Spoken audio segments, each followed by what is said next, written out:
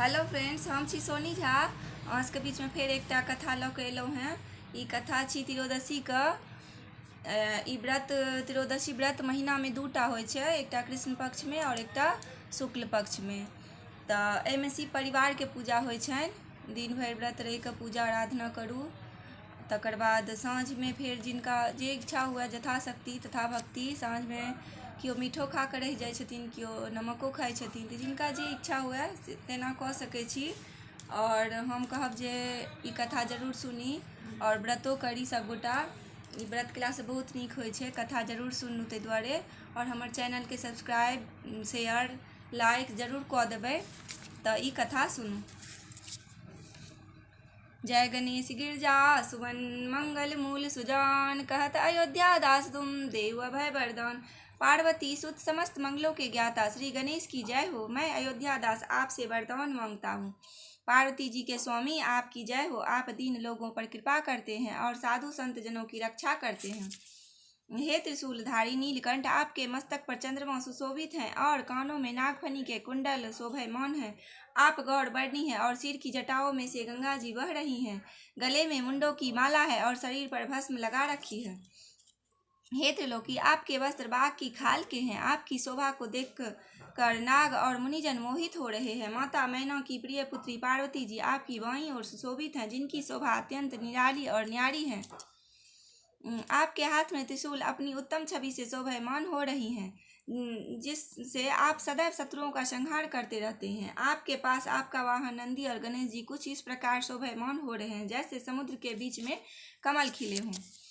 कार्तिकेय जी और उनके गण वहां पर विराजमान हैं। इस दृश्य का शोभा का वर्णन कोई नहीं कर सकता। हे त्रिपुरारी, देवताओं ने जब भी सहायता की पुकार की, हे नाथ आपने बिना विलंब किए उनके दुख दूर किए हैं।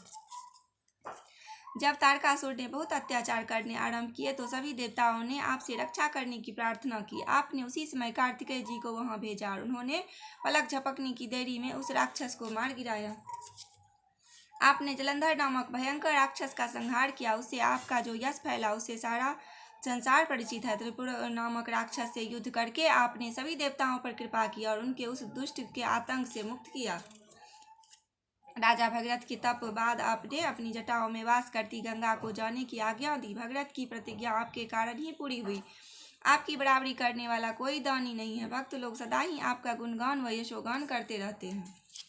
वेदों में भी आपकी महिमा का वर्णन है, परंतु अनादि होने के कारण आपका रहस्य कोई नहीं पा सका। समुद्र मंथन से जो विष रूपी ज्वाला निकली, उससे देवता और राक्षस दोनों जलने लगे और विहुल हो गए।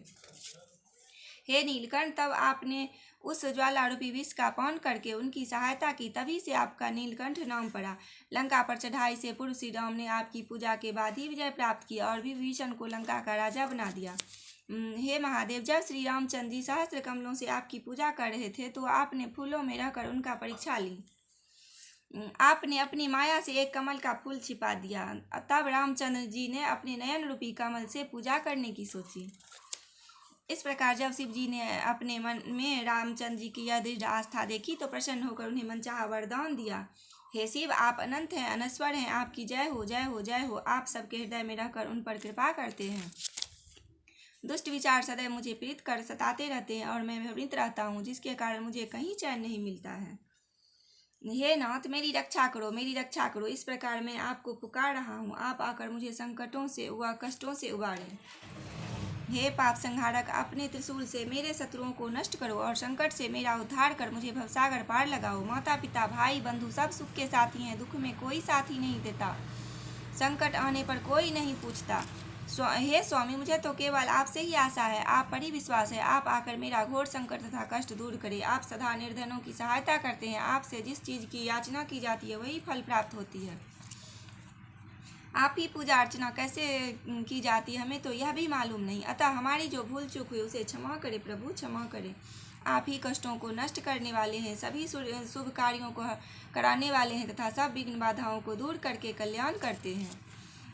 योगी यति और मुनिजन सभी आपका ध्यान करते हैं। नारद मुनि और देवी सरस्वती शारदा भी आपको नमन करते हैं। ओम नमः शिवाय इस पंचाक्षर मंत्र का जाप करके भी ब्रह्मा आदि देवता आपकी महिमा का पार नहीं पा सकते हैं। जो कोई भी मन तथा निष्ठा से शिव चालीसा का पाठ करता है, शंकर भगवान उसकी सहायता कर उसकी सभी इच्छाएं पूर्ण करती हैं। हे करना निधान, कर्ज के बोझ से दबा हुआ व्यक्ति आपके नाम का जप करे तो वह ऋण मुक्त हो सुख समृद्धि प्राप्त करता है। जो कोई भक्त पुत्र प्राप्ति की कामनाओं से पाठ करता है तो आपकी कृपा से उस पुत्र रत्न की प्राप्ति होती है। हर श्रद्धालु तथा भक्त को प्रत्येक माह की त्रयोदशी तिथि को विद्वान पंडित को बुलाकर पूजा तथा हवन करवाना चाहिए। जो भक्त सदैव त्रयोदशी का व्रत करता है उसके शरीर में कोई रोग नहीं रहता और किसी प्रकार का क्लेश भी मन में नहीं रहता। धूप दीप और नैवेद्य से पूजन करके शिव जी की मूर्ति या चित्र के सम्मुख बैठकर शिव चालीसा का श्रद्धापूर्वक पाठ करना चाहिए। इससे जन्म जन्मांतर के पाप नष्ट हो जाते हैं और अंत में मनुष्य शिवलोक में वास करने लगता है अर्थात मुक्त हो जाता है। अयोध्या दास जी कहते हैं कि हे शंकर भगवान, हमें आपसे ही आशा है, आप हमारी मनोकामनाएं पूरी करके हमारे दुखों को दूर करें। इस शिव चालीसा का 40 बार प्रतिदिन पाठ करने से भगवान मनोकामना पूर्ण करते हैं। मृगशर मास की छठी तिथि ये मंत्र ऋतु संवत 64 में यह चालीसा रूपी शिव स्तुति लोक कल्याणकारी के लिए पूर्ण हुई। जय शिव गुरु लगे छी। अहाँ सब ई कथा पढ़ला के बाद शिवजी के आरती जरूर कऽ लेब, कर्पूर जरा कऽ, बस तखन माथा टेक कऽ गोर लागि लेब, भऽ गेलै त्रयोदशी के पूजा। एनाही कयल जाइ छै। और हमार चैनल के लाइक सब्सक्राइब शेयर जरूर कऽ देबै और हमार कथा जरूर सुनी और दोसरों को शेयर कऽ कऽ दोसरों को ई कथा उपलब्ध कराबी। नमः शिवाय।